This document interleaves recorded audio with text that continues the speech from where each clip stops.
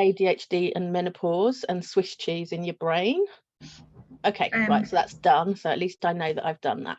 If everybody could mute themselves, that would be fabulous. So we don't need to worry about that. Just admit some other people that have come in.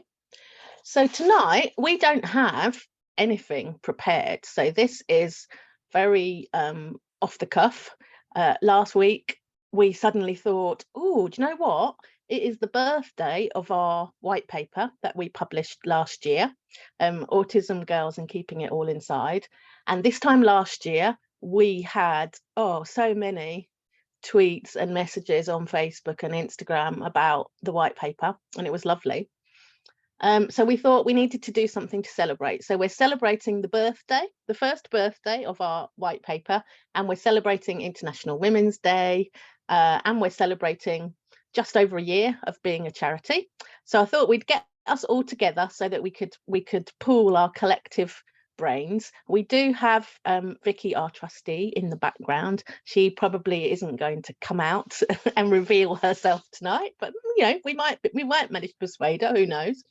But we are going to answer any questions that you might have. And when I say any, I don't necessarily mean any, because if you ask me some silly questions, then I might not answer them. I do reserve my right that we won't answer your question, but we'll do our best. So first of all, let's get started and we'll introduce ourselves. So some of you, or maybe all of you, I don't know, but some of you will know me, but I'll introduce myself anyway. And I'll give a little introduction of Autistic Girls Network and what we do. So my name's Cathy, and I run Autistic Girls Network, which is our charity that supports autistic girls and women, and also campaigns for earlier diagnosis of autistic girls who have a tendency to be missed, and who are diagnosed up to 6 years later than boys, which is pretty much why we exist as a charity. So I am neurodivergent myself, as is my whole family. We have lots of flavours of neurodivergence in our family. We've got 3 mad dogs, 2 of which are in the room with me tonight. Let's hope that you don't hear them, but who knows, you might. What else? So I also run a digital marketing agency. Can't say it properly tonight, but I have to say I don't do much of that anymore because Autistic Girls Network takes up quite a lot of time, to be honest. And I wrote a book last year, which if I was a proper marketing person, I would have next to me and I would be able to show you now, but I don't, so I can't. And I am doing a dissertation right now for my master's, which is based on the checklist that's in our white paper. And I am blown away to say that when I put a survey out on our social media channels, we had 1,123 responses to that survey in 1 week. In fact, I had to turn it off much earlier than I was going to, because that's way too many responses for a master's degree. Really, that's a PhD and I'm not doing a PhD. So that's me. That's pretty much what I do in a nutshell.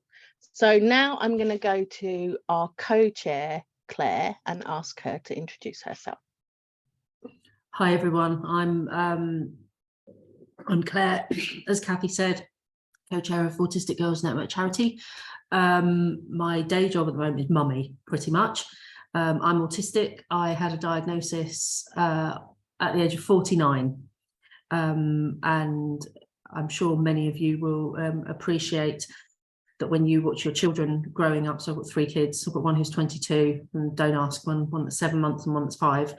And yeah, when you watch your kids and then you become a head teacher of a special school, and it took me 2 years to go, oh yeah, I think that might be me too. And that kind of process that you go through, I think, as a parent, where you suddenly go, oh, it's not just my kids. So there's me, autistic, with mostly incredibly celebratory about that, but some real downsides, of course, as there are. As I said, I'm an ex-head. I know it says all that in the blurb. I have my own business, supporting organisations to be neuro-inclusive, and I'm a International Coaching Federation coach for mainly neurodivergent executives, but not exclusively. Basically, if anybody is willing to be reflective, I'm happy to coach them. So yeah, that's me, and I'm really, really pleased to be here. It doesn't feel like giving up an evening, it feels like giving an evening. So yeah, it's really lovely to be here with all of you. Thanks, Claire. And next, I'm going to ask Emily to introduce herself. Hello, I'm Emily. I'm one of the trustees of Autistic Girls Network. I'm autistic. I was diagnosed when I was 16. After kind of a few years of mental health difficulties. I was actually in a CAMHS inpatient unit for a while. My autism wasn't recognised. And my ADHD, because I was recently diagnosed with ADHD as well. So I have to try and remind myself to speak slowly in these things. But yeah, so I shortly after kind of all of that, I started tweeting and about autism and stuff. And that's how I got in contact with Cathy and was asked to be a trustee. I've also recently qualified as a mental health nurse, but yeah, so that was yeah, quite a big thing.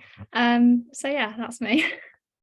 Okay, and we should perhaps say that Emily is not allowed to answer any nursing questions tonight. It's obviously not me. Sorry if that's my dog. Sorry, it's not me that making that noise. It's not me that stopped her from answering any nursing questions, but she isn't allowed to answer any nursing questions tonight. Riley, come here.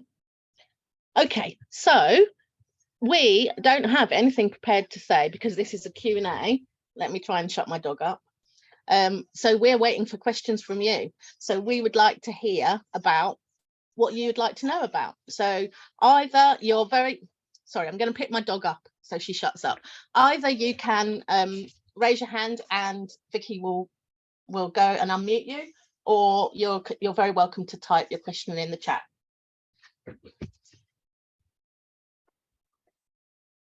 This is where we wait for the questions to come through. And it will be very short if there's no questions.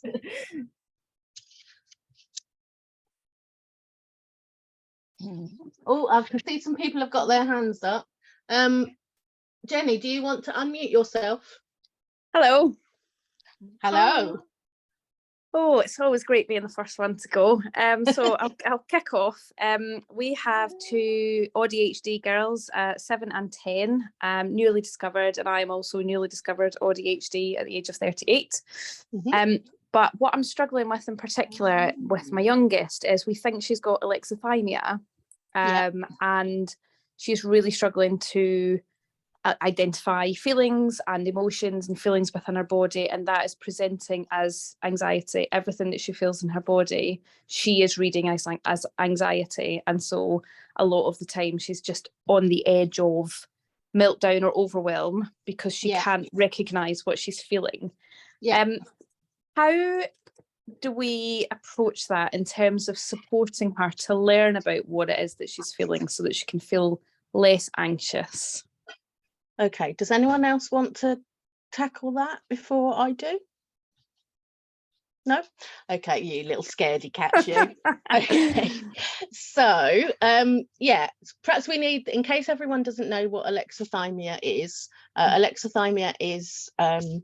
being or having difficulty or being unable to recognize and express emotions. And nobody knows exactly how many autistic people are alexithymic, but research shows that it's at least half. I suspect it's considerably more than half, but it's not everyone. Not all autistic people are alexithymic, and you can be alexithymic without being autistic. However, the two go very much hand in hand. Alexithymia is also very connected with interoception. So interoception is, sorry, there's going to be lots of long words tonight, aren't there? Interoception is one of our senses. Interoception is the sense of feeling sensations in your body, which may be connected to emotions. So for example, feeling hungry, feeling something in your stomach and being able to identify whether that's hunger or thirst or excitement, because we talk about butterflies in the stomach, don't we? Or being scared, or, you know, having a poorly tummy, or needing to go to the toilet. I might have said that already. I can't remember what I've said now. And the interoception, or poor interoception, I should say, and alexithymia are often very linked together. And if you think about it, not being able to identify that feeling in your stomach, not being able to know whether it's any of those things, or even whether it's a heart attack, for example, which of course would also be in the rough area of your stomach, not knowing what that is quite a scary thing. Not knowing what emotions other people are showing is also quite a scary thing. Feeling very big emotions, as many autistic girls and women do, or many autistic people generally do, is also quite a scary thing, because when your emotions are really big and you don't understand them, then it's very easy to be overwhelmed by them, isn't it? And you can see how that would happen, can't you? So how can you help her? Well, basically, it's going to be a long process. She's quite young still, and some of this, you know, will get better with age and with more experience, with being able to see these things happening with other people. So it's not, you know, there's nothing that's going to happen overnight to get better overnight. However, one thing that you can do very easily is to start kind of talking about and almost documenting your own emotions. So something happens, you have an emotion about it, and you say, oh, that was very surprising, wasn't it? Oh, I feel quite, you know, my heart feels quite fluttery, or something like that. Maybe you wouldn't say that, but you know what I mean? When something happens and you have an emotion about it, you're almost narrating it for her. So she's learning through the things that you're saying, and she's then learning by context as well. So as things happen in context, she can start figuring out those are the emotions that are connected with those contexts. There's also some really good stuff going on. So there is Kelly Mahler spelled Mahler. She does a lot of work on interoception. She has some good resources. Some of them are paid resources, but she has some good resources, and she has a book, and she talks about alexithymia as well.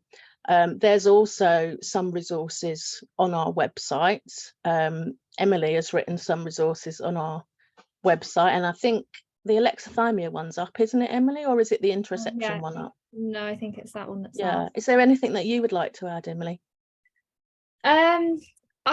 It's hard because I struggle with this myself, so it's a bit difficult to kind of give an answer, because I think, like you said, Cathy, I do think it's a journey, and it's a journey to actually also understanding that actually sometimes it's okay to not be able to work out what you're feeling. And even though that, I think that can cause anxiety in itself. So while she might be interpreting kind of everything as anxiety, some of that anxiety might also be that she doesn't know what she's feeling, and that makes you anxious. So I think I like what Cathy said about kind of narrating your own emotions. I think for me as well, it's been about learning that actually so for example, increased heart rate or feeling something funny in my stomach, that can mean lots of different emotions. It doesn't necessarily just mean anxiety or just mean like that something bad's going to happen. And it's about kind of recognizing what actually different physical states might mean for different emotions. For some reason, I often get excitement and anxiety mixed up, and it's still a bit confusing. But yeah, I do think it's a journey, and it's just actually about just kind of validating that yeah, that's really tough, and that actually just being able to talk that through with someone and saying, well, you're anxious, but actually let's look at the facts, let's look at what's happened today. Yes, you could be anxious about that, but actually you could also be happy about that. And just, yeah, there's not really an easy answer, is it? It is a journey of kind of her learning about. And as parents, it's also good to be aware that if she's alexithymic, it's quite likely that she can probably recognize the early developmental emotions. So things like happy, sad, fear, anger, those are probably recognizable.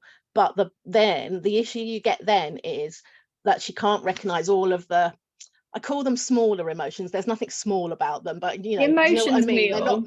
They're not like the great big ones. And so what often happens is that my daughter, for example, would say, why are you angry with me? And I wasn't. I'm not angry with her at all. I wasn't angry with her at all. But because she couldn't distinguish between the other emotions, the smaller emotions, or the emotions that develop later, she was interpreting it as anger. So in those, it's good to remember that because it might make things clearer. It's also good, as we discovered, it's good to tell that to CAMHS, because if you are in CAMHS and your child is saying that their parent is always angry with them, and CAMHS know nothing about alexithymia, then that brings other problems if social care are involved. Ask me how I know. In fact, don't, because I'm not going to tell you, but just let me give you a nod that it's good to explain that to CAMHS as well. Okay, right. So let's go with the next question. Do you know who was next, Vicky?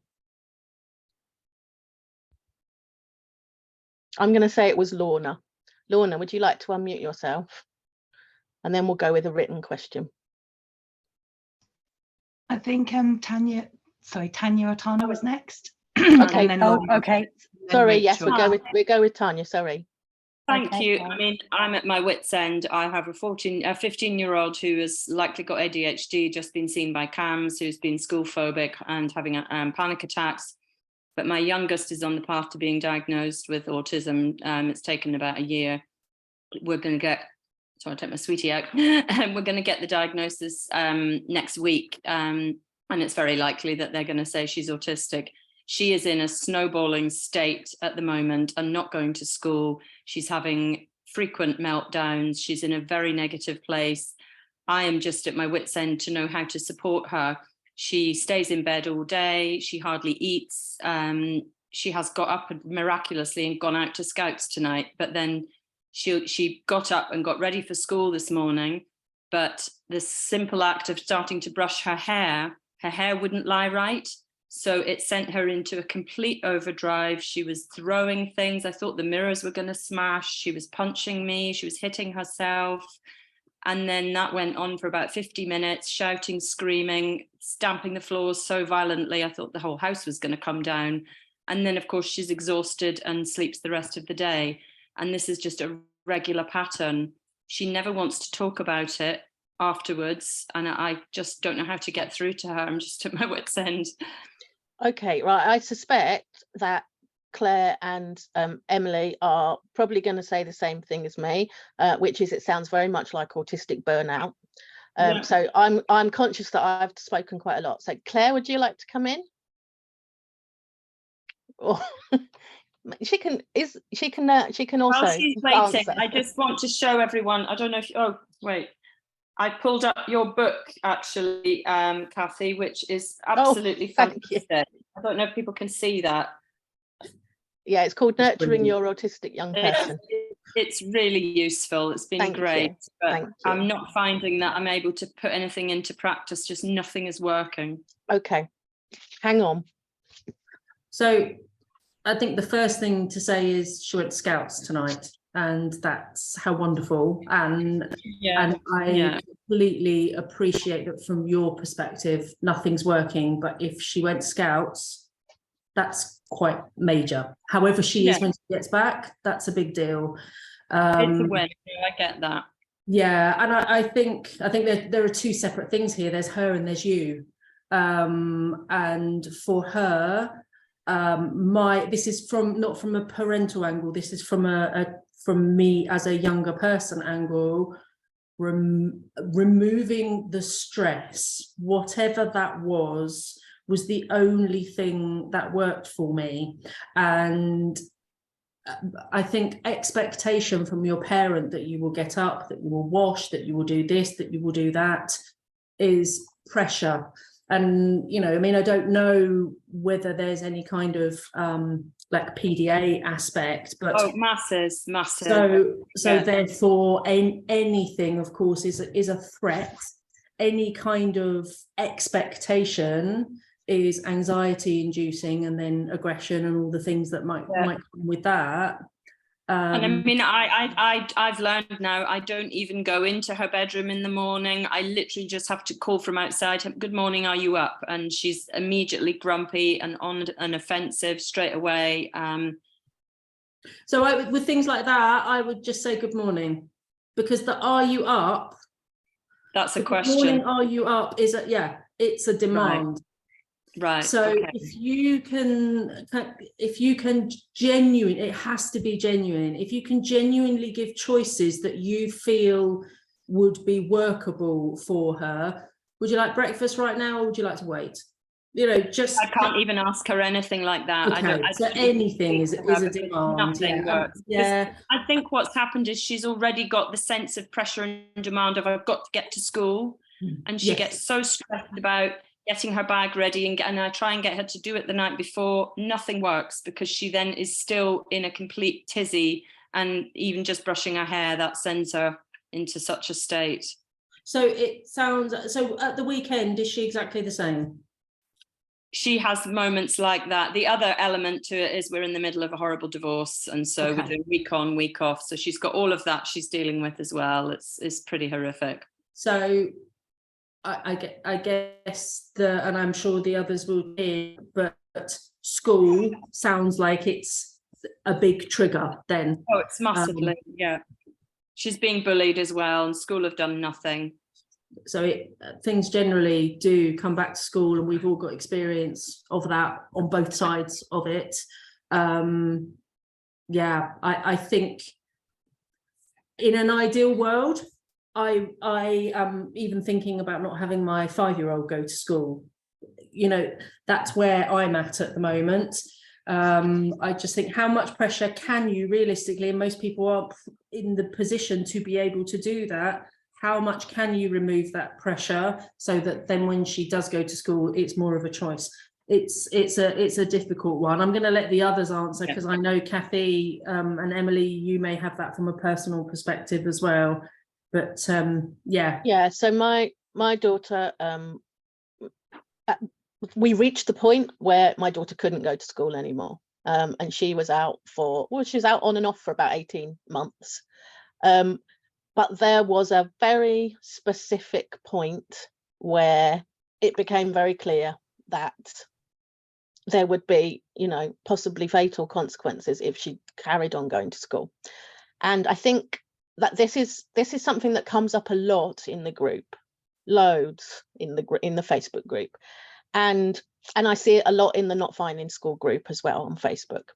And it's very difficult, because no parent, and I was exactly the same, no parent wants to hear you can't send your child to school anymore, because what are you going to do? How are you going to work? How does that work? Certainly 5 years ago, if I hadn't have been self-employed, I would have lost my job, and that would have had serious consequences, as it would for anybody. And as you say, you're in the middle of a divorce, and that's going to complicate things too.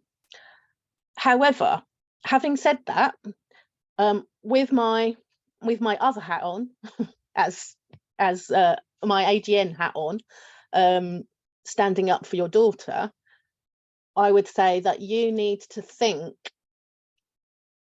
is this what's going to happen?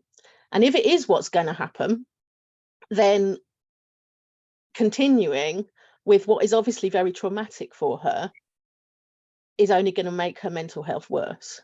So I can't say to somebody, pull your child out of school. I can't say that, because, you know, there's all kinds of reasons why that might not be possible. But I do think that is something that you need to think about, because school is obviously causing her a lot of trauma at the moment.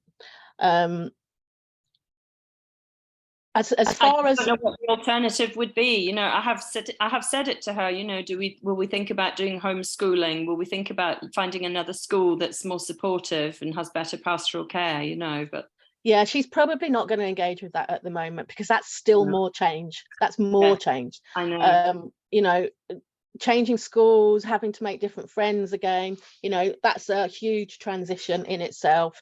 Being at home all the time, well, you know, that's boring. Even if that's mostly what's happening now, committing to that for the rest of your teenagehood, that's boring, isn't it? He doesn't want that, you know. Exactly, and my daughter didn't want it either. Mm. However, I will say that don't pay too much attention to things that she says when she's in such trauma.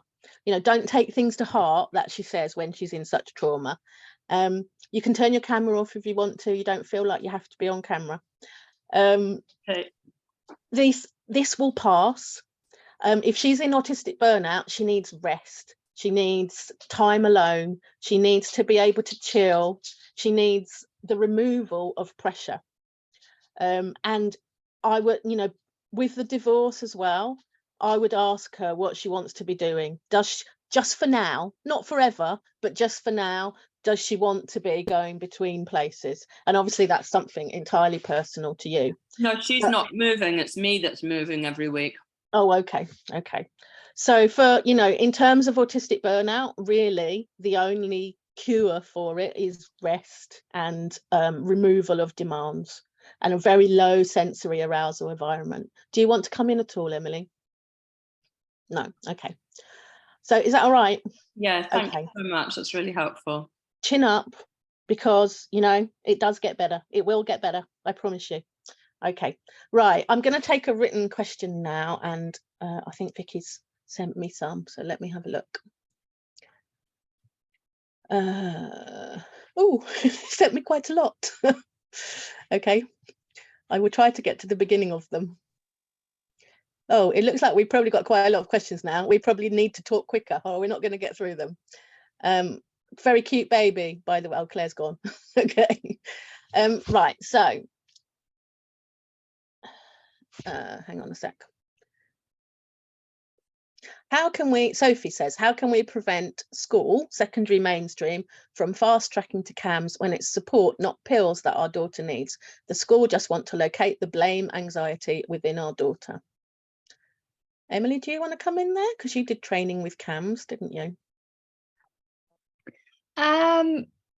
It's difficult, I think, without knowing exactly what school have put in place at the moment. And I think that obviously schools have a legal responsibility to put in place those reasonable adjustments, which might include things like not going to certain lessons that are too much, having a timeout card to leave class when necessary, maybe having a mentor in the school environment.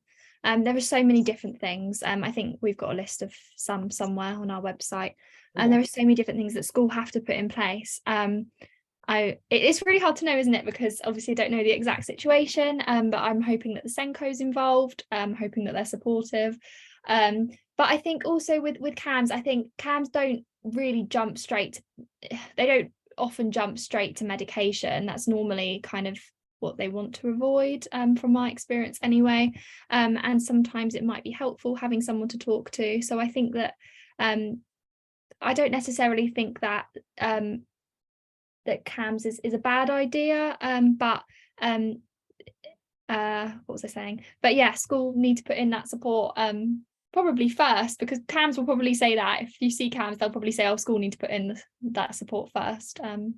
But yeah.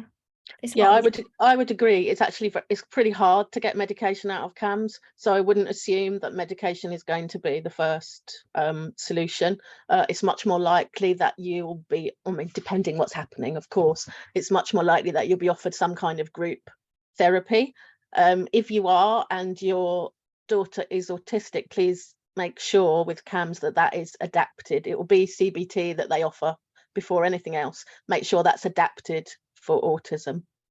And yeah, I would certainly agree, make sure that school is putting in the support that they need. We have a reasonable adjustments document on our website, which has got lots of ideas, not exhaustive, because reasonable adjustments need to be absolutely individualized according to need. So it could be anything, because your child could be completely different to somebody else.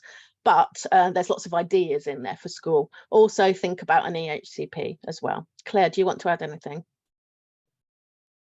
Only that I've seen a number of questions that this might cover tangentially from this, in that schools have an absolute duty, as do local authorities. So I've worked for a local authority as well, and I'm not alone in that. There is a very, very low threshold for getting an EHCP. You have to meet 2 markers. And schools, I've had someone today have schools saying, no, they won't meet the requirements.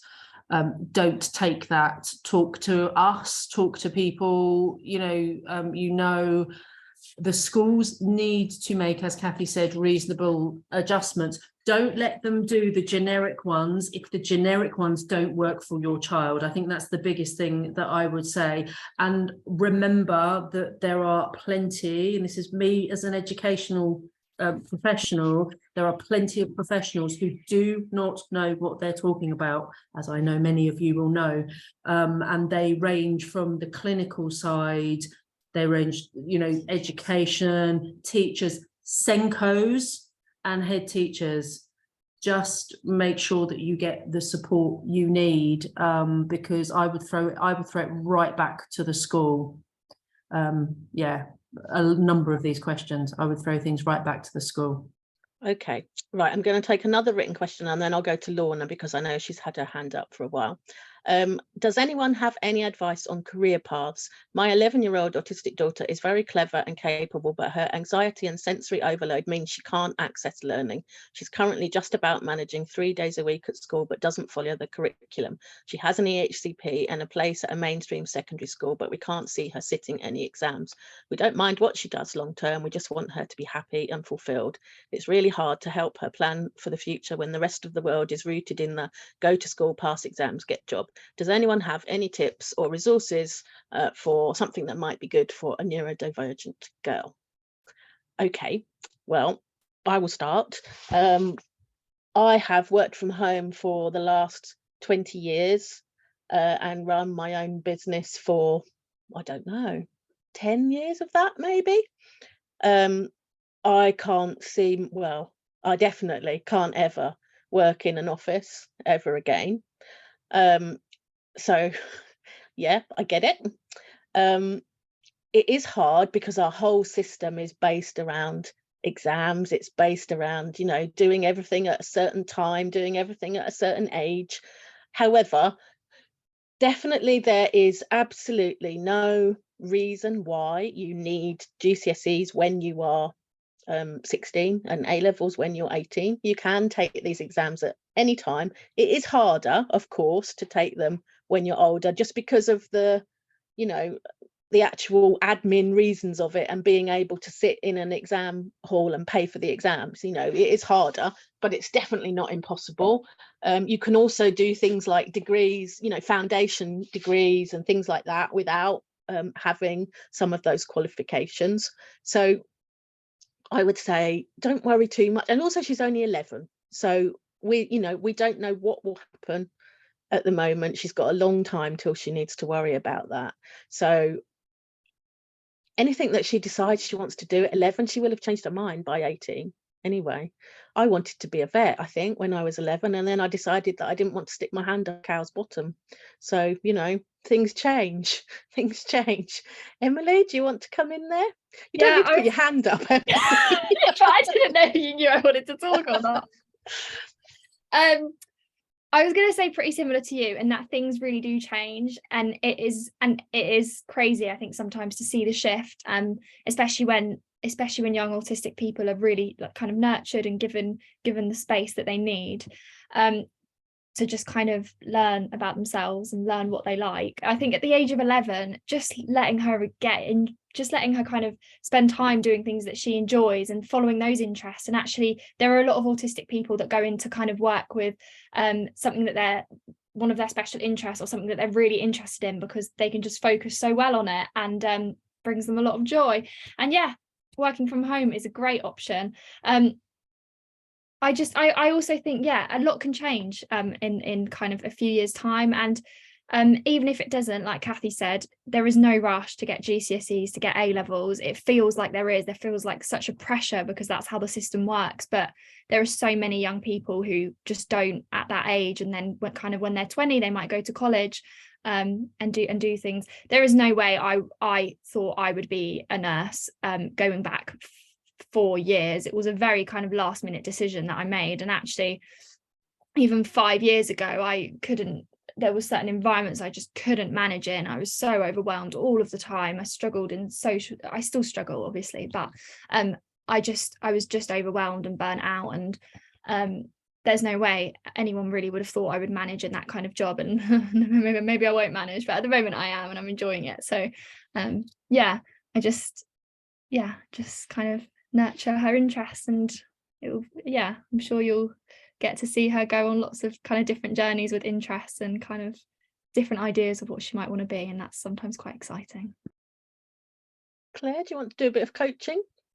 I just want to it's what my book's about. So I'm writing a book at the moment about neurodivergence in the workplace, and it's personal stories, it's from other people, it's not just my dull voice going on about things.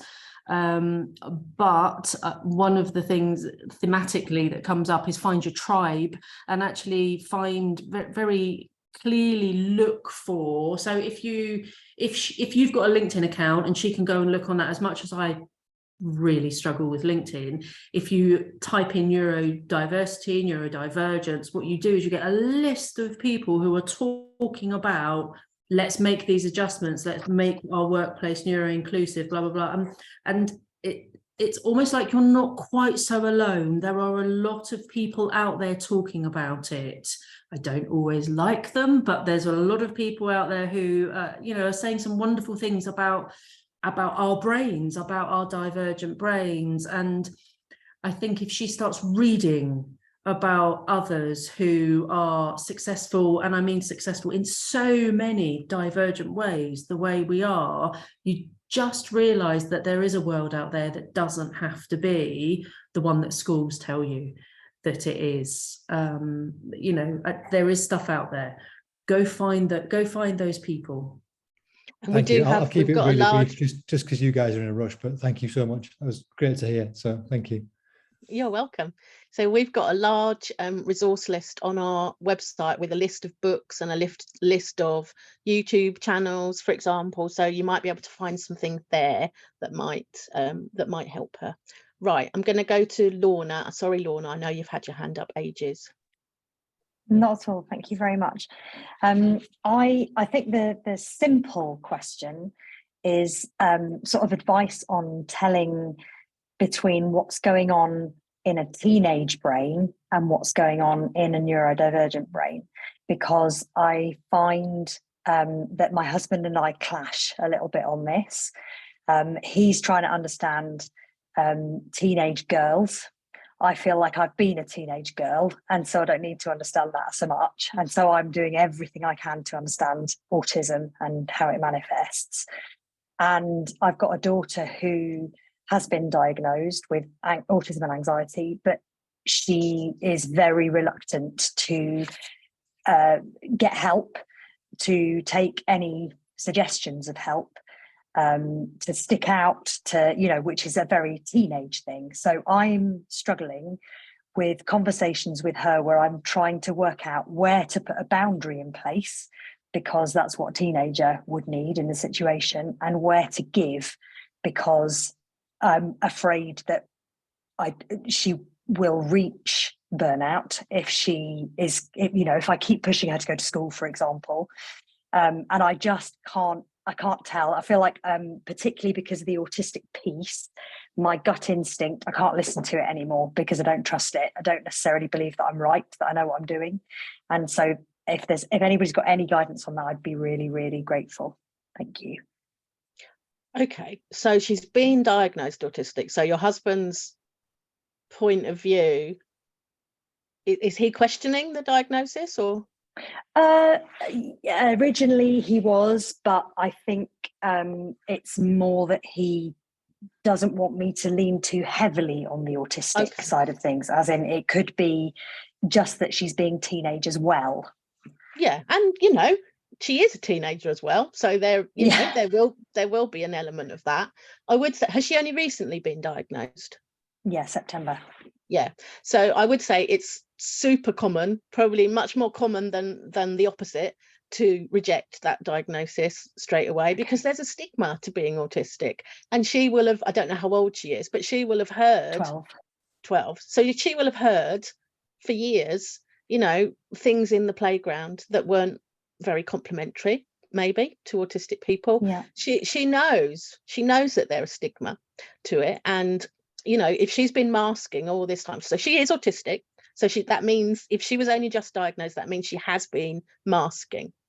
If she's been masking all this time, it's because her brain, unconsciously, her brain has realized that it's a little bit dangerous to be autistic or to be recognized as autistic, because there's this stigma to it. And so it's not surprising that she's now told, okay, you're autistic and you need to be treated differently. It's not surprising that she's rebelling against that. It's really, really common. And in all likelihood, it will, you know, that part of it will get better soon. Once she realizes that, you know, there isn't such a stigma, she will have friends that will accept it. She will realize that by having the adjustments, she's going to have a better life, basically, but it will take time. I'm going to bring in Emily now, because she has much more recent experience of this than either Claire or I do. Can you just clarify the question, because I just want to make sure my focus drifted off a little bit. I just want to make sure I got the question. So I think what I'm asking is for advice on how to tell when I'm dealing with the autism. Okay. So I feel like I know when I'm dealing with the teenager what I need to do, but how to tell when I'm dealing with the neurodivergent brain rather than the teenage brain. What an interesting question. I think this is a very interesting question, actually. And in my head, I don't think you can separate them out. And I don't know if that's you're always dealing with both. I don't know if that's just me, but I think that you have an autistic teenager. Now, teenagers bring a lot of difficulties and challenges in themselves. They're kind of learning their place in the world. They're taking on kind of new roles, new responsibilities, their new experiences, kind of pushing the boundaries a little bit. But then if you're autistic, you're still dealing with all of that, but you've got an autistic brain, and in every situation that you're facing is your autistic brain. So that can bring challenges. So I don't know what your kind of your child's like, but say for example you have a autistic 16-year-old that's kind of you're arguing against them because they want to stay out till 10 o'clock, 11 o'clock because their friends are staying out that late. Now some people that is a teenage thing. Teenagers do that, but at the same time you're dealing with a brain that is quite black and white thinking, that is actually, well, my friends are staying out, so I don't understand, I can't stay out. And you have that black and white thinking brain in every situation, and I think it's about trying to it's about just looking at it in, sometimes I think in black and white terms, thinking, okay, why are they processing it like that? Why is she thinking in that way, and how can I help them to understand why I'm setting these boundaries? And actually from your perspective it might be because you're worried about them, or it might be because that's what you think is okay for now, and it's about just communicating that with kind of that kindness and empathy, and a little bit of bargaining as well, obviously in there. But I don't think you could separate them out at all. I think being an autistic teenager brings lots of challenges of being a teenager, but at the same time you have all these complicated layers. You have the it's like layers, isn't it? I was just thinking that it's like layers. You have those sensory difficulties, you have those not quite understanding exactly what you mean by that, and the kind of the sense of fairness and justice and all of that stuff, and you've got hormones and all of that going on. So and that sense of justice is really important as well, and that's what's going to be really flaring up now that she's Absolutely. Did you say she was 12?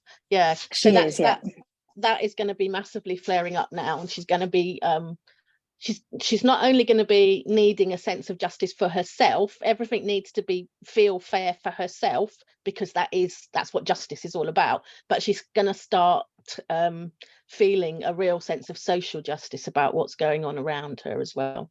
Claire, Completely. And I did mean to ask, the... is she demand avoidant? I don't know. I'm going to be honest. I don't mean know. is she I PDA, do wonder but whether there might be something in there. Yes. Yeah. So if she's quite demand avoidant, I don't mean PDA, but if she is quite demand avoidant, then you do need to be careful with those boundaries, because the more boundaries you put in, the more demands there are. Claire, do you want to come in? Yeah, I would say that I like to know the reason for everything. I don't care who you are, which gets me into all sorts of trouble with work.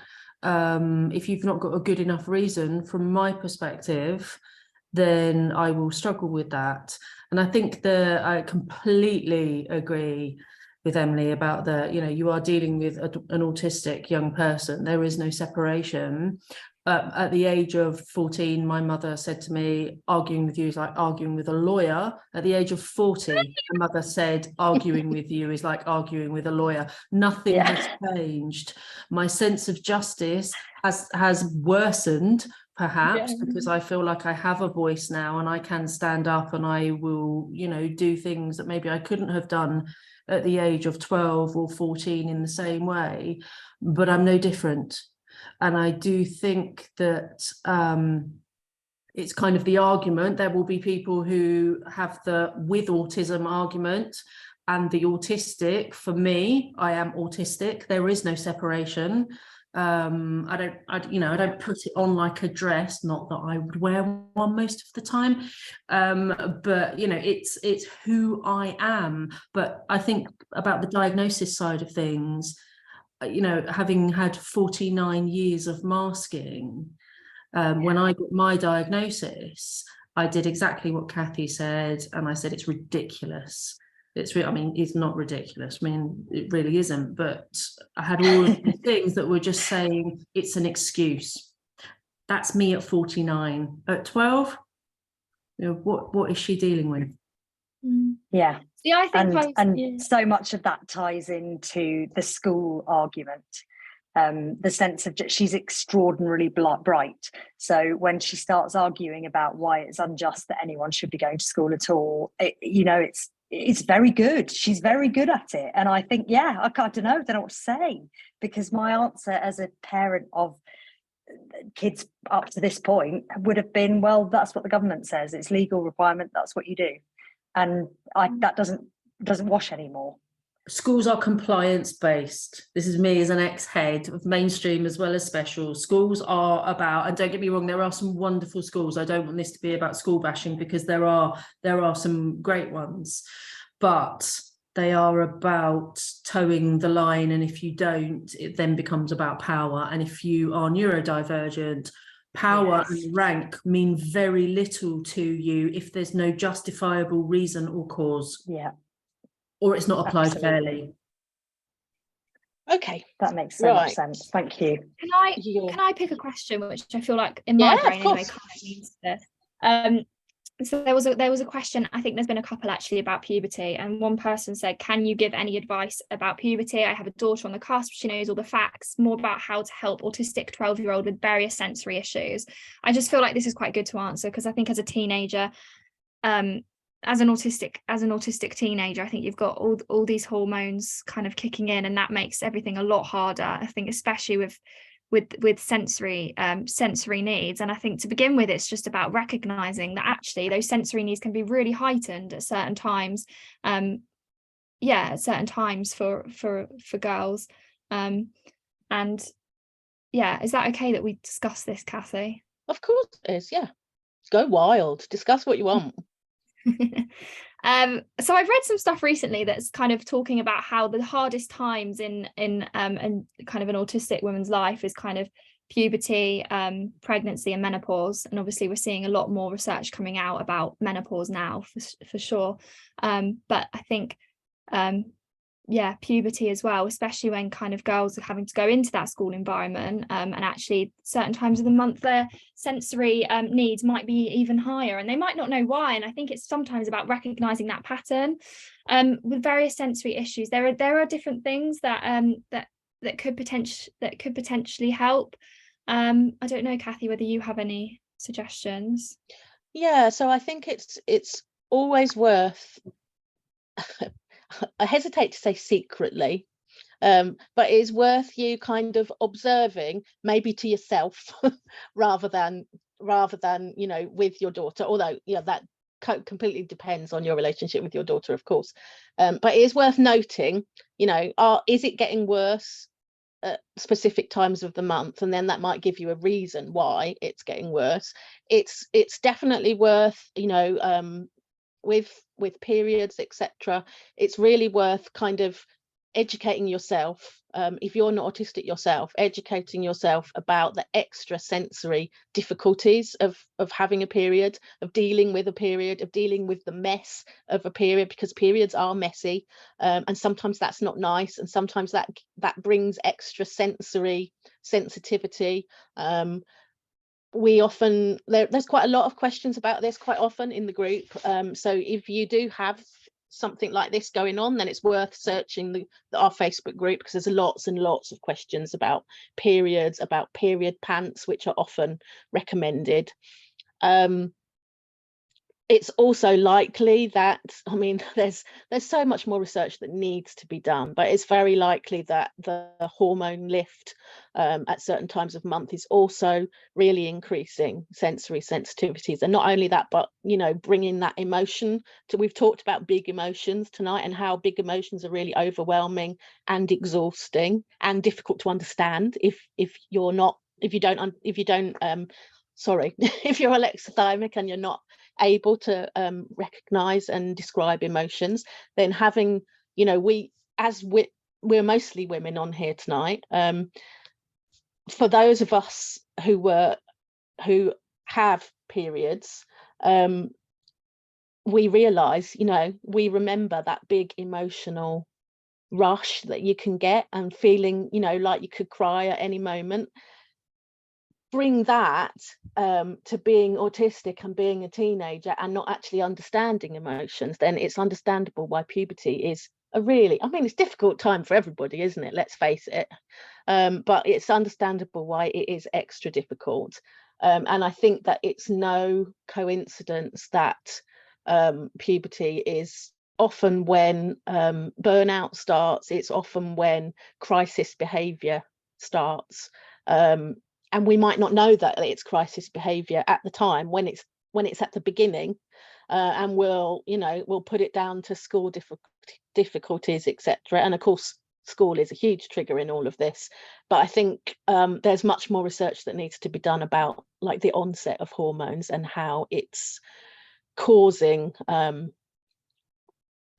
crisis, and it's causing autistic traits to not be able to be masked anymore. Okay, did you want to come in, Claire? No, okay, right. Does anyone want to choose? Claire, do you want to choose a question? Oh, now I'm seeing all things about my book. Thank you, everybody. No, I can't read and do that at the same time. Okay. So you have a pick. All right.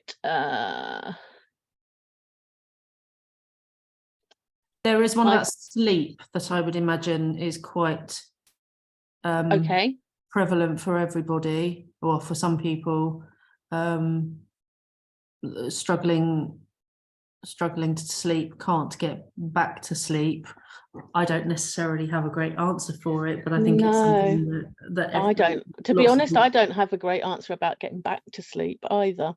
I would say, well, weighted blanket. Yeah, weighted blanket.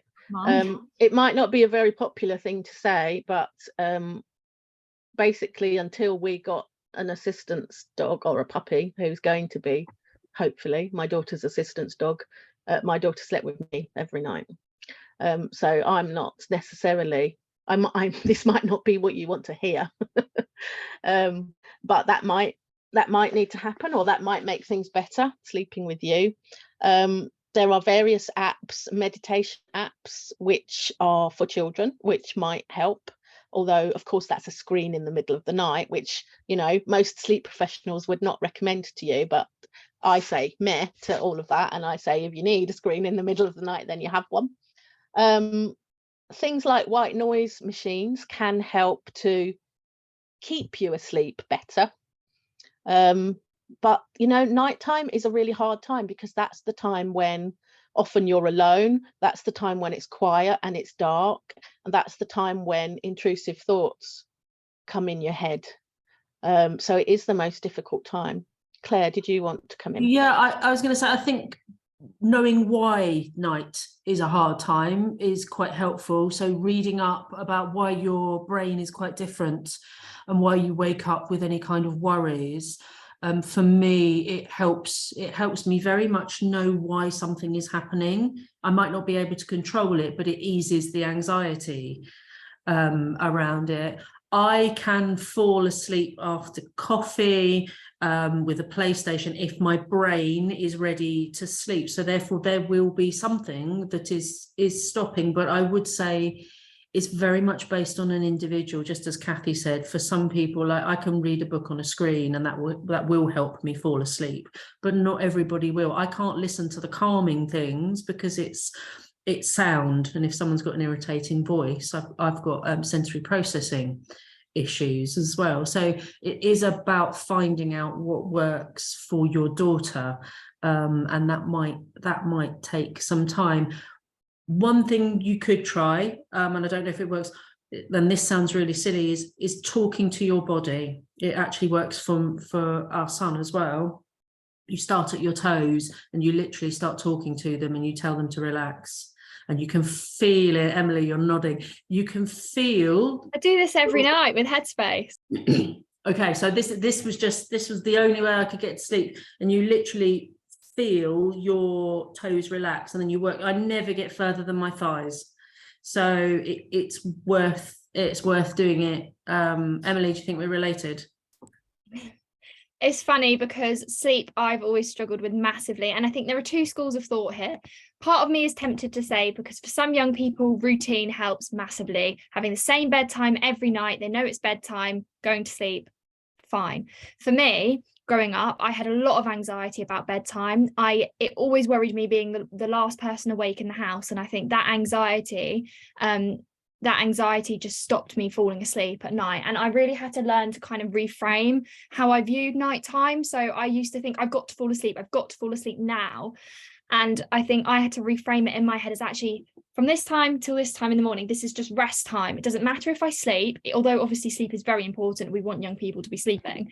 But in my head, I had to say, okay, I just need to relax. What can I do to relax? Whether that's listening to an audiobook, whether that's kind of even colouring for a little bit, yeah, I just had to really reframe it. And even now I still think, okay, but I'm relaxing, it's okay, I'm relaxing.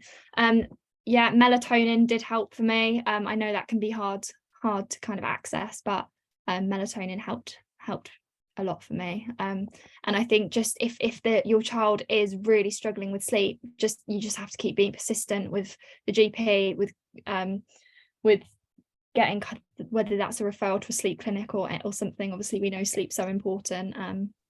Yeah, we should perhaps say that you can't get melatonin from your GP, so you'll need to be referred either to CAMHS or a paediatrician or a sleep clinic, and they can prescribe melatonin. We can't entertain discussions tonight about where else you can get melatonin. I realise that you can get it other places, but that's not licensed, so we can't talk about that tonight. Yeah, and I think I do think, yeah. Okay, right. I've got a question here for you, Emily. It says, I wanted to ask Emily about your journey to get to become a mental health nurse, as it's exactly what my daughter wants to do. She is 16, autistic, and hang on. I want to think about support to request in an EHCP to build her skills. Sorry, there's two separate parts of the question. Yeah. Let me go with the beginning part of the question. So my journey to becoming a mental health nurse. So I was very angry at the system. I was very angry at my experiences, but also I was quite grateful for some of the professionals that I had met who had really helped me. And I think I remembered the because I was kind of in hospital, I remembered the nights where I was really scared, and where there were kind of professionals there who really did help me. And that was kind of what made me want to become a nurse originally. Now, originally I applied for psychology, then I changed quite last minute to nursing. Now looking back, it was really hard. It was very hard. I struggled a lot socially. I struggled to understand how to get my point across. I struggled to just executive functioning, kind of difficulties with like managing just kind of what you need to do and when, and those things were all very difficult. But during my training, you exposed to so many different situations, and that honestly, I think my mind just makes a blueprint of like, okay, that's what I had to do last time, so I'm going to do that again this time. I think it's very important that during that journey there are people that are aware that you're autistic, whether that's people kind of on placement, but also university staff. Also, I think sometimes a little transition to uni can help, whether that's with kind of just going in to see the place and visit it a few times, and kind of meeting lecturers beforehand. In terms of an EHCP, support, I suppose, executive functioning, kind of help, tips for kind of working memory, all these things. But I think just sometimes it's just understanding these different things, understanding what executive functioning is, understanding working memory, understanding why certain things are difficult. Sorry, I don't think I answered. I would agree. Thank you very much. Sorry, that was my question. Thank you. I appreciate it. That's okay. Right. So the next question is from the mum of a recently diagnosed autistic teenager, had a period of strong anxiety, school avoidance, autistic burnout, now homeschooled, but no friends. How can I help her with this? And she tells me not to make friends for her. Who wants to jump in there? Emily, have you got your hand up? That's a legacy hand. Okay. Well, that's confusing. Okay. Sorry, it is a legacy That's all hand. right. That's all right. Claire, do you want to come in? Yeah, I guess I'm assuming that she wants friends, and I don't say that other than, is it because everyone expects her to have a friend? Or is it because she really wants friends, because that's what everyone else has? So is it the case she does want a friend? Brilliant. And remind me, sorry, Rachel, how old is she? You get 14. Oh, tough.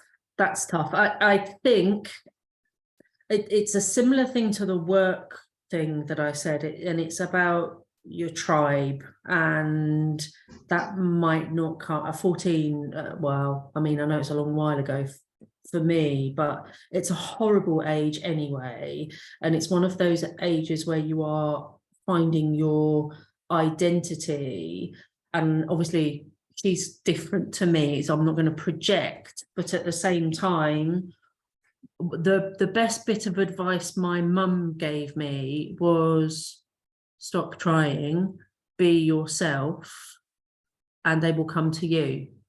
And that is a very hard thing to do at 14. I was 15 when that was the case, but it did happen. I felt that there were very few people in my school who I could relate. Well, there was basically nobody who I could really relate to, and I tried and tried. They will come. She just needs to be her authentic self, and it's awful, and I know it must be really difficult to deal with for her and for you, but she will find her people. And I would look again, just at least start to read, maybe use your professional, if you do. I hate LinkedIn, just for the record here, I really don't like it, but what you do get is so much there around neurodivergence, and there are people talking about it, and I know it's a professional site, and there are probably things on Facebook, etc. as well. It's just I've seen a lot of it in terms of aspiration. If there are groups and things, What about games? I'm a massive gamer. If there's a keen interest that she has, would that help?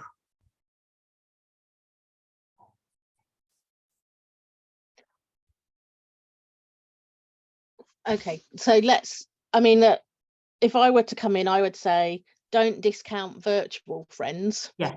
So that's your gaming link.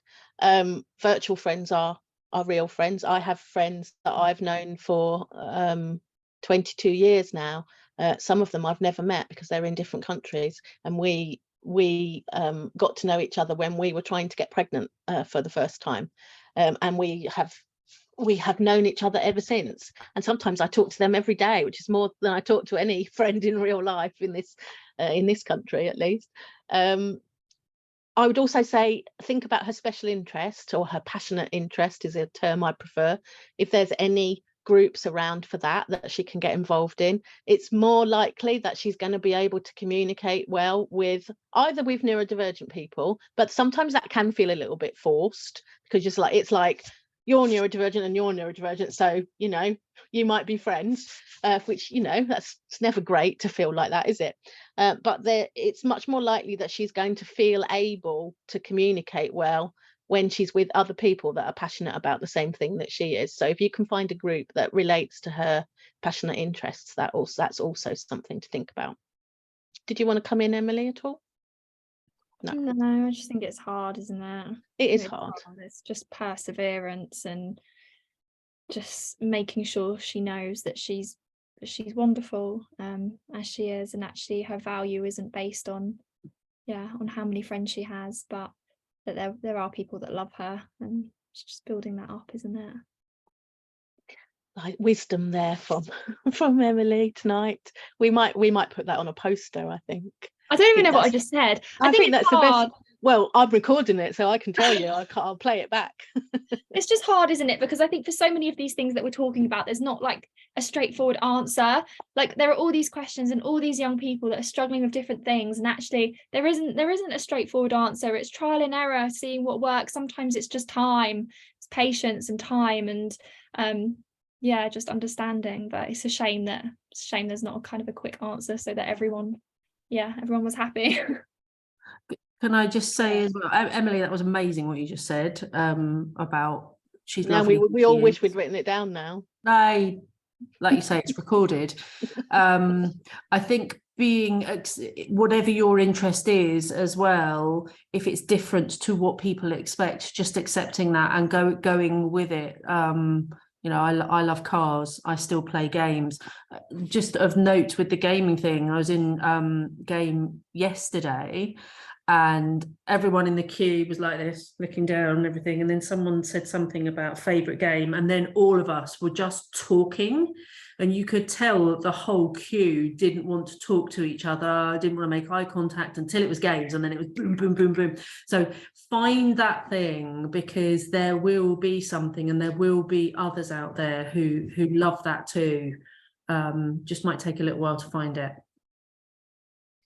Okay, right. We've now got a question about EOTAS, which is short for education other than at school. So difficulty at school, private diagnosis, school agreeing EHCP, referral from early help, trying to access EOTAS. I would say it's really difficult to access education other than at school if you haven't already jumped through the hoops. So it's likely that they are going to want you to try other things first. Maybe you've tried other things and you haven't put that in the question. But if you haven't tried other things, by other things I mean, maybe an autism hub at school, maybe a specialist school, it's likely that they're going to want you to try those things first, because local authorities hate EOTAS. Sadly, that is the case, and it's quite difficult to get. You quite often have to go to tribunal to get it. I would love that not to be the case, and I'm sure that there are a few cases around the country where you didn't have to go to tribunal, but if I have to make a generalization, that's what I would say. Claire, do you want to jump in? I think, yeah, I mean, from the kind of local authority angle, if you do have an EHCP already, you're a lot further there. I think it comes down, as ever, to privilege as well, and being able to fight and have the resource behind you to fight for it sometimes. It's really tricky with some things, the difference between guidance and law. And I would say just do all the reading you can. There is a wonderful book, and I don't know if it's still in print, around SEN law. It's a real, but it's really specific, and it's a wonderful, wonderful book. I'll try and find it because it's got information like that in it. And although it's a bit older, it's still, the law hasn't changed on it. I'll have a look while you're doing the next question. There's also a really good Facebook group. I can't remember what the name of the group is, but it has EOTAS in the title, and it's run by Heidi Mavia, whose book My Child Is Not Broken is currently #3 in the Sunday Times bestseller list. Go Heidi. And that's a really, really good group. If you want to try for EOTAS, I would definitely join that Facebook group. Apparently it's called the EOTAS group. Oh, okay. Okay. EOTAS Matters. EOTAS Matters. There you go. Matters. Yep.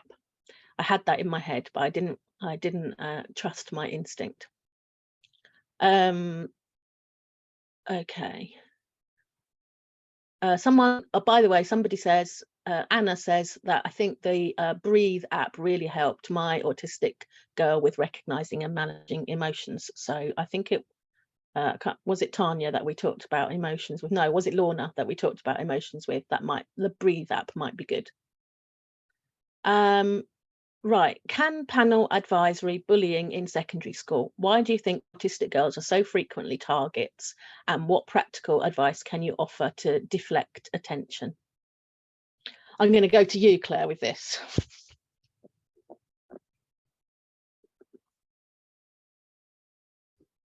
That is such a multi-layered question, and of course it's down to individuals to an extent as well. I would say a lot of it is around the culture of the school. If we're talking within school, that the school do have a lot of power and control to change by how they deal with things and how they understand different needs. So that's the first thing I would be expecting the school to be doing, all sorts of things, not just the, oh, they need to go through this because it builds up resilience for them. Rubbish. I think because I think as a neurodivergent young woman, which you all have, you can't be anything else. You can't do the or if you try to be something else, it's so inauthentic that it's so obvious to anyone who's neurotypical. So it sets you up straight away as being different. And that difference is painful at times as a young person, painful to the point that people take their lives. I know, I mean, not trying to make a drama out of it, but it is what happens. And of course, when you get a bit older, it's actually, for me, it's a wonderful asset now, but it wasn't at school. You are different. You are, and I'm not going to say, tell your daughter to try to fit in, because that it won't work. It's a really hard one without thinking about things specifically, and without context. I'm not very good without context, but I would talk to your daughter and say, what is it, what happens, kind of if they do talk, a kind of, when such and such happened, tell me what was going on there. So not a what did they do, but almost like a coaching type thing that's not pressurized, that kind of, talk to me about what went on, because you'll find things out, and then you as a parent can, if you choose to, can take it up with the school either discreetly or otherwise. but yeah, with it, I mean, I am always happy to talk to people about individual cases around this, because I know what schools should and can do.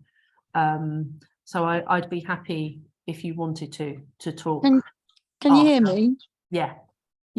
So it was very unfortunate in the build up to her being sort of identified as potentially autistic. There was an incident. It was around the Black Lives Matter movement, and I'd spoken to my daughter about white privilege, but the phrase Black Lives Matter, as a sort of very literal person, I thought was quite difficult.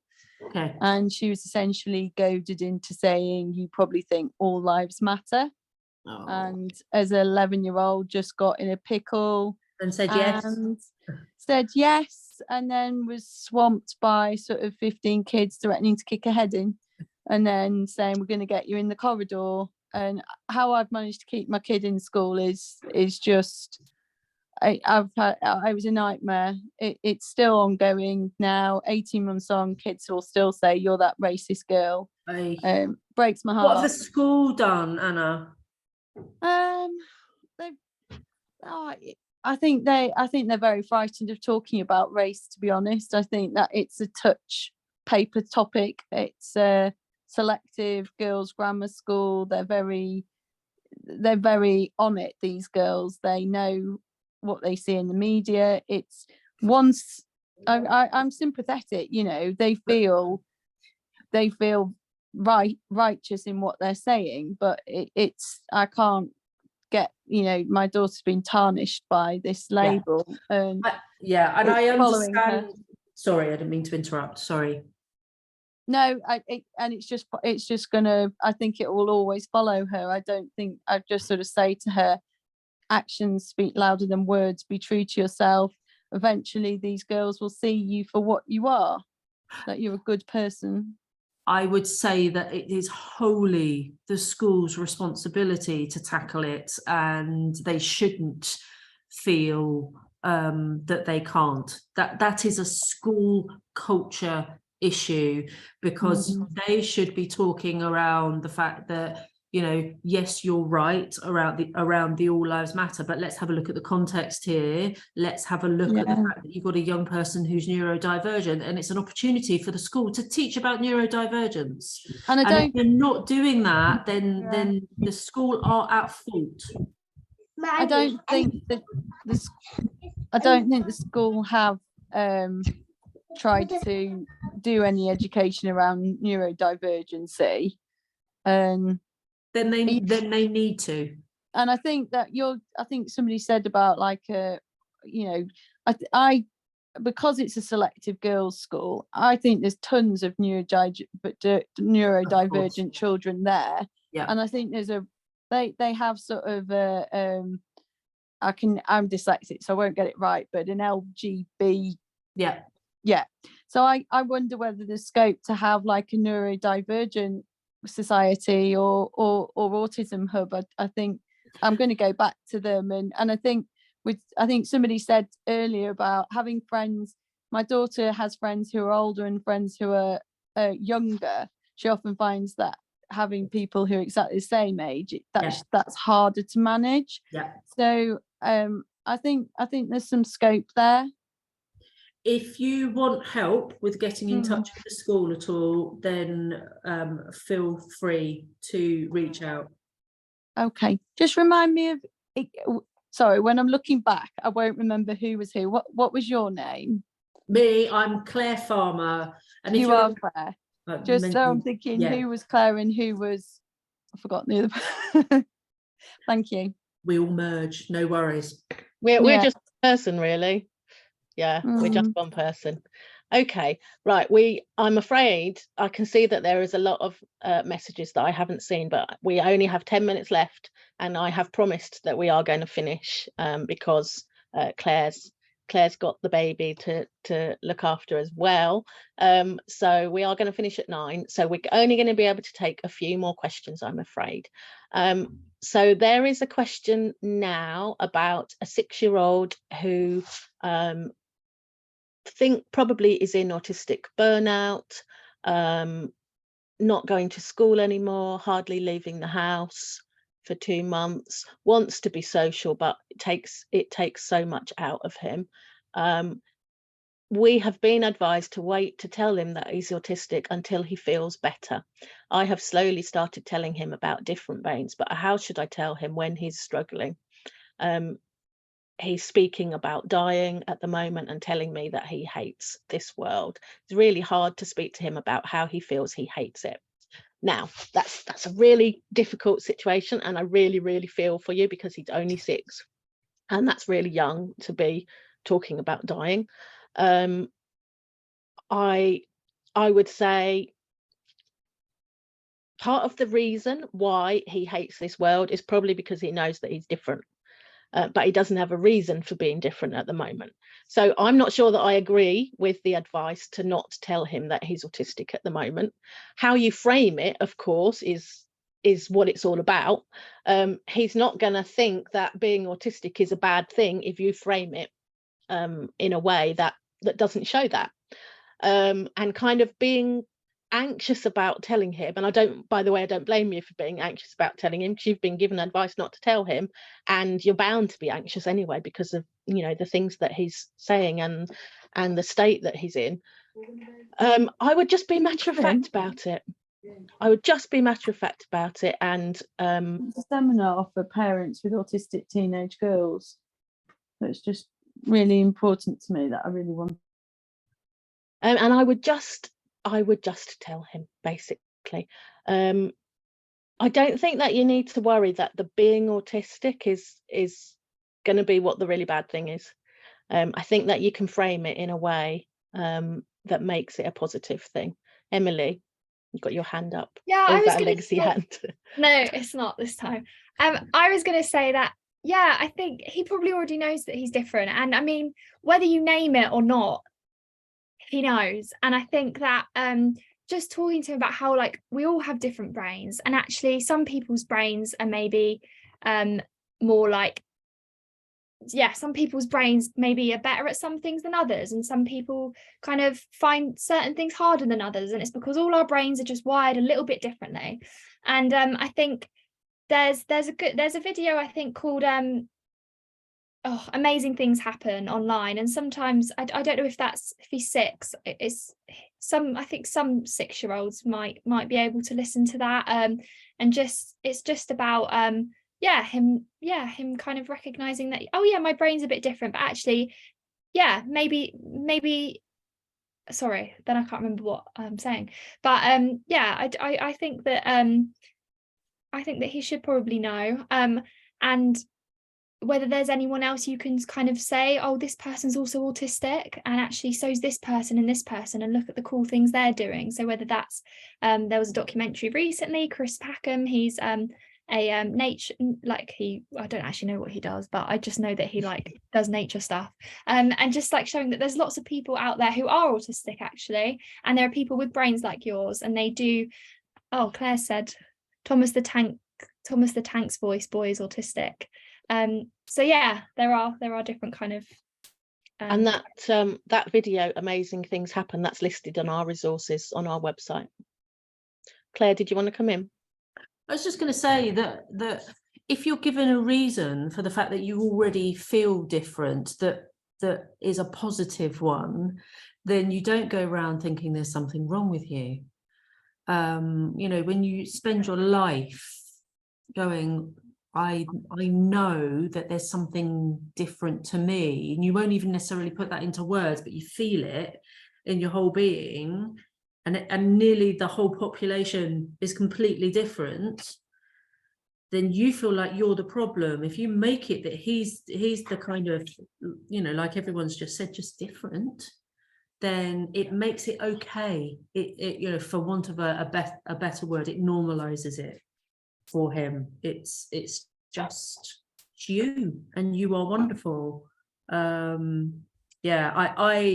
obviously it's your choice, but I completely disagree, because it's ableist nonsense that it would be a bad thing in the first place. Yes, there's a stigma attached to it, I get that, and I get that it's really, you know, not easy for a 6-year-old as well, but how wonderful that he will know, you know, early on that he is beautifully divergent.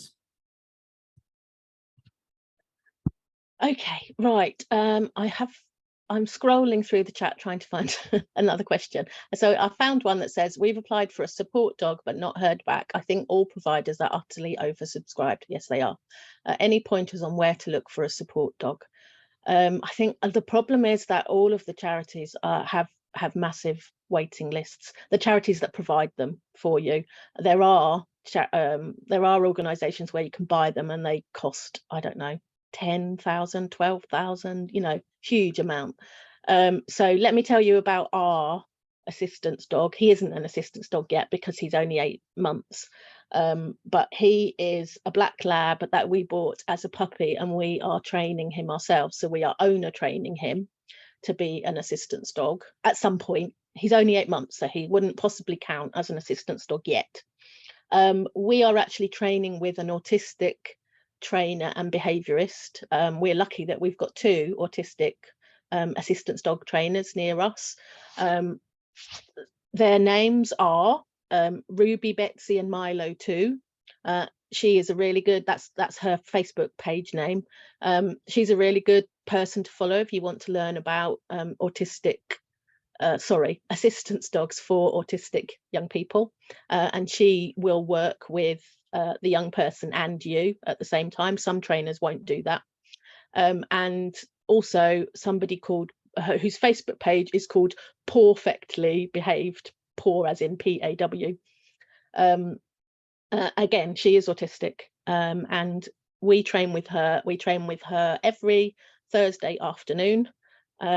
If you live near Solihull, you will see us going around Solihull with our with his vest on. He is a black lab. At the moment, I would say he really doesn't perform any assistance dog routines other than he has slept with her every single night since we got him. So since he was 10 weeks old, he has slept with her in her bedroom. And for 5 years before that, she didn't sleep in her own room. And since she got him, she's only spent 1 night not in her room. So even if he never assists her with anything else, even if he never makes it as an assistance dog and he just stays as a pet dog, he's done that. And that is fantastic, because that was one of her goals, was to sleep in her own room. So even if he does nothing else, and even if he continues to eat my house and garden, which is what he's doing at the moment, then I will forever love him, basically. But yes, you can own or train your assistance dog, and there are various organisations. Adolescent Dogs runs an online assistance dog training, and it's basically lots of videos and a support group, and there's various others, but there's some assistance dog Facebook groups, and if you join one of them, you'll be able to find out all of the different online or face-to-face assistance dog trainers, if you have no luck with a charity. Right, I'm afraid, because it is now 9:29 according to my laptop, then that is going to be 9:30 according to my laptop. That is going to be our last question, because firm boundaries is what I am putting in place here tonight on our webinars, and I'm going to finish on time. So thank you, Claire and Emily, and thank you, Vicky, for collating all those questions for us. And thank you to everybody for coming, and almost everybody stayed the whole time. So thank you very much for coming and spending International Women's Day evening with us. It was great to have you, and I hope there were some useful things. Join the Facebook group if you haven't already, and you can always ask questions in there. You can answer them as well by all means. Okay, thanks everybody. Good night. Thank you. Night. Night. Thank you. Thank you. Good night.